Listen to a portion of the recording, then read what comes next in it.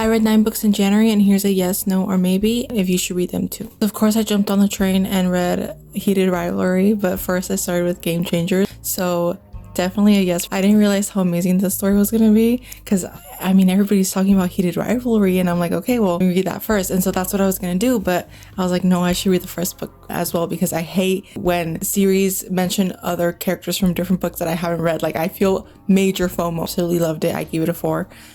Wait, I'm not supposed to be giving explanations, huh? I'm just supposed to be like, yes, no, maybe. Oh, okay. So definitely a yes for a Game Changer. Then I read Heated Rivalry, definitely a yes as well. Haven't watched the series though. I'm super scared.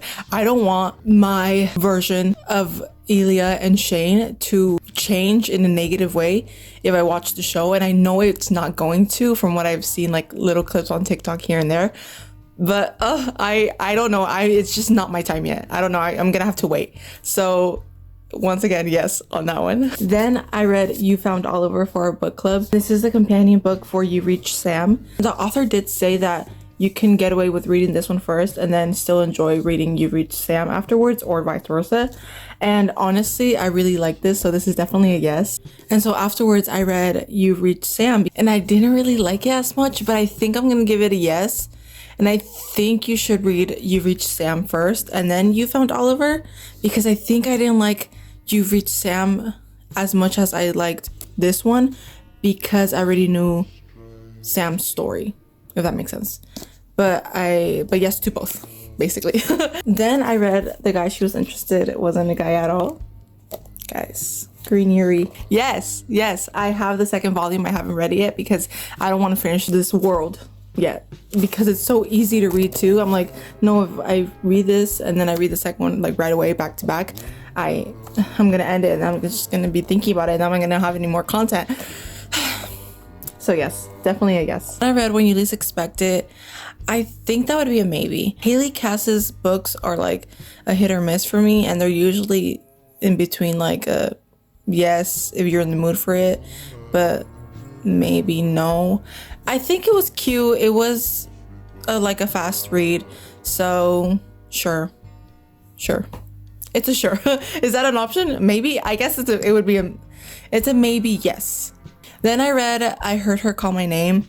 Such a great book. So sad, so real though. I listened to this on audiobook and it was narrated by the author, so I think that was even more special. For me, it's a yes. I finally got to read After You, which is the second installment in the 3-book series of Me Before You, which I'm pretty sure you guys know Me Before You. If you didn't read the book, you probably watched the movie, which the movie makes me cry all the time. The book makes me cry all the time. I reread the book several times. I've rewatched the movie several times. So going into this, I was like, we don't need a second book or a third book, but I'm going to give Jojo Moyes the benefit of the doubt because she did such an amazing job with the first book. We'll follow her story. We'll see how it is.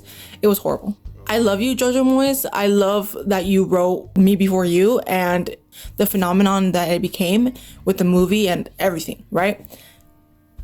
But we didn't need a second book. Sure as hell that we don't need the third book. I hated the second book. It was just like forced tragedy for no reason. And no. I know I was just supposed to say like yes, no, maybe like quickly, but I feel so much anger because now I can't move on and just think about Me Before You and be like, oh, it was a tragical love story, but it's so good and I hope she's doing great and, you know, wish her the best. Well, no, now I know that in the second book, she's not doing the best. And I know that's real life, but I did not care for it. I did not want to read more about it, but I did because I was like, maybe it'll get better.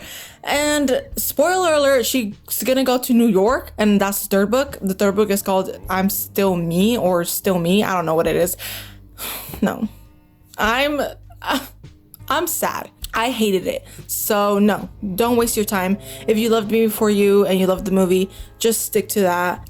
And the last book I read was The Last Bookshop in London, which was very interesting. It was sad, of course, because it's during World War II and, you know, Hitler and Nazi and all that kind of stuff. I think it would be a yes. Kind of has like a bittersweet ending. And especially during those times, you kind of just, well, I've read a lot of books where it's just pure sadness, and I mean, it's accurate because, you know, that happened in real life. I think this book kind of gave us a little hope at the end, which I guess is nice to have sometimes, especially right now during a horrible time.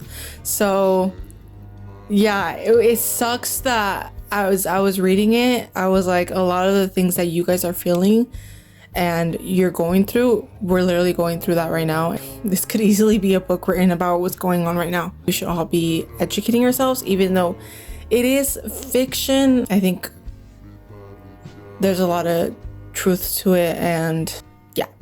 So those are all the 9 books I read in January.